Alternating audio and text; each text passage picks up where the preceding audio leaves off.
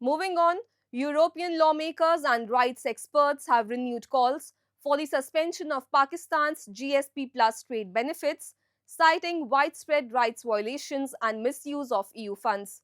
At a UNHRC side event in Geneva, speakers warned that continued EU leniency could further embolden extremism.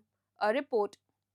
European lawmakers and rights experts urged the European Union and global institutions to suspend Pakistan's GSP plus trade benefits, citing human rights violations and the misuse of EU funds.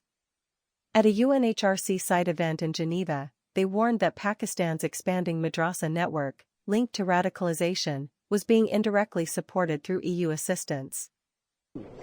Yeah, that's a very serious issue because the madrasas have become from a few hundred to more than 30,000 in Pakistan, and it's still the top of the iceberg, I think, because we can see the big thing about it, but it's a serious issue. It also has a lot of consequences because you have, for example, leaders of the Taliban who have been recruited there, also extremists who do terror attacks in Europe, in the West, come from those schools, so it's a very serious concern for Pakistan, but also for Europe and for the West.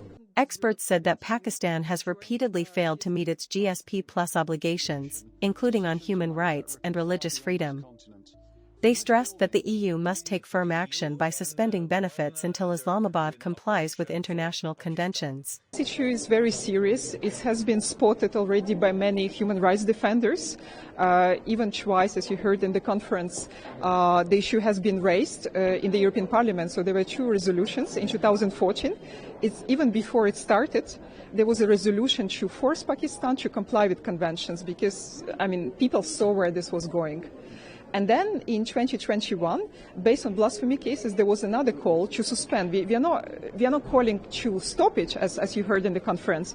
We are calling to suspend it until Pakistan meets criteria of GSP+. And this is a value-based mechanism. It's values, so Pakistan has to implement values in exchange for money, for trade benefits.